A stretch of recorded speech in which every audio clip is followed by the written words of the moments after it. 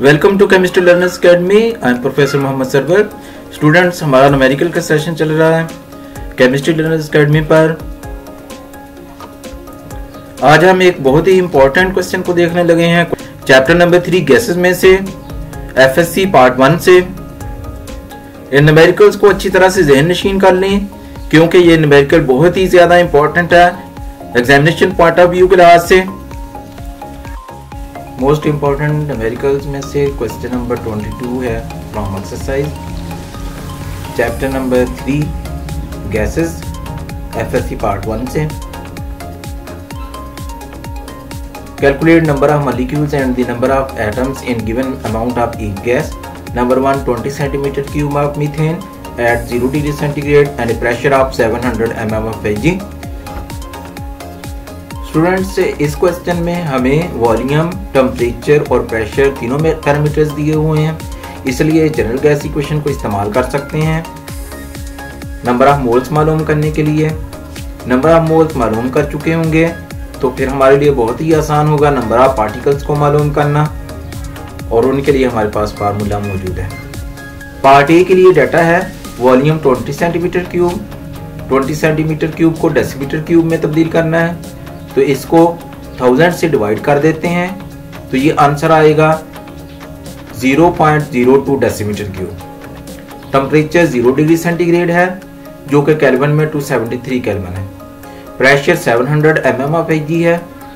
आपको पता है कि इसको एटमॉस्फेयर में तब्दील करने के लिए 760 से डिवाइड करना पड़ेगा क्योंकि एक एटमॉस्फेयर 760 mm ऑफ Hg के बराबर होता है, इसलिए 700 को 760 से डिवाइड कर देते हैं तो ये आंसर आता है 0.921 जो कि एटमॉस्फेयर में प्रेशर आ जाएगा।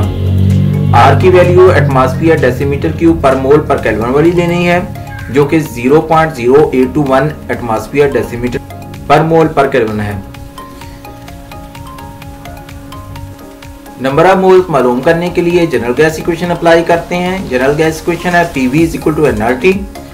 यहाँ से N के लिए फार्मूलेशन लेंगे, N = PV/RT। वैल्यूज पुट करते हैं। P की जगह पर 0.921 है, V की जगह पर 0.02 है, R की जगह पर 0.0821 है और टेम्परेचर 273। तो ये वैल्यूज पुट कर दी और इसको कैलकुलेट कर लिया। यहाँ पर नंबर ऑफ मोल्स आ जाते हैं N = 0.000822 मोल्स। अब नंबर ऑफ मोल्स को नंबर ऑफ पार्टिकल्स में चेंज करना है। हमें पता है कि इसके लिए फार्मूला है capital N = small n multiply by Na। Capital N number of particles होते हैं और नंबर ऑफ पार्टिकल्स मालूम करने के लिए नंबर ऑफ मोल्स को मल्टीप्लाई कर देते हैं एवोगैड्रोस नंबर से। अब हमारे पास 1 मोल मीथेन का है। अगर हमारे पास 1 मोल मीथेन हो तो उसमें मॉलिक्यूल्स की तादाद एवोगैड्रोस नंबर के बराबर होती है 6.02 एक्सपोनेंशियल 23 है।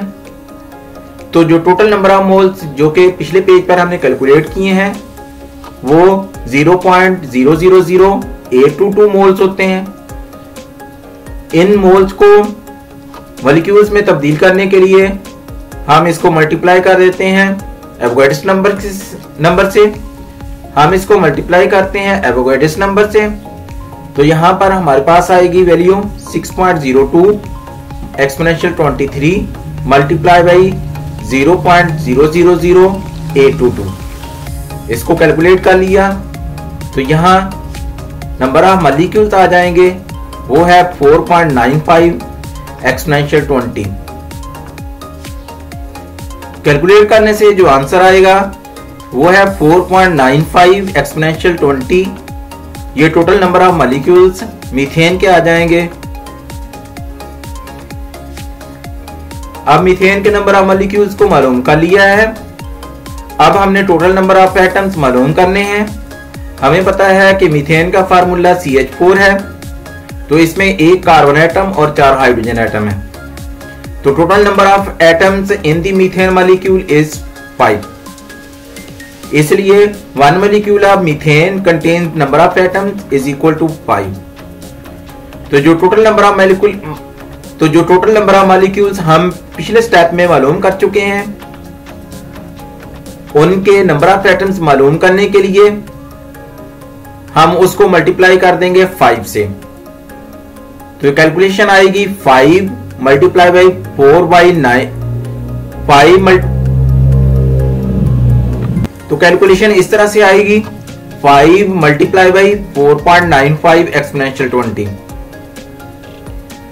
इसको कैलकुलेट किया तो आंसर आएगा 2.475 एक्सपोनेंशियल 21। ये टोटल नंबर ऑफ एटम्स आ जाएंगे। तो चूंकि हमने नंबर ऑफ मॉलिक्यूल्स मालूम करने थे, एटम्स मालूम करने थे, तो दोनों चीजें हमने मालूम कर ली हैं। नंबर ऑफ मॉलिक्यूल्स 4.95 एक्सपोनेंशियल 20 है और नंबर ऑफ एटम्स 2.475 एक्सपोनेंशियल 21 है। अब हम क्वेश्चन नंबर 22 के पार्ट बी की तरफ आते हैं। डाटा लिखें, volume is equal to 1 centimetre cube. पहले की तरह इसको डेसीमीटर क्यूब में तब्दील करना है, तो 1 को 1000 से डिवाइड कर देते हैं, तो आंसर आएगा 0.001 डेसीमीटर क्यूब।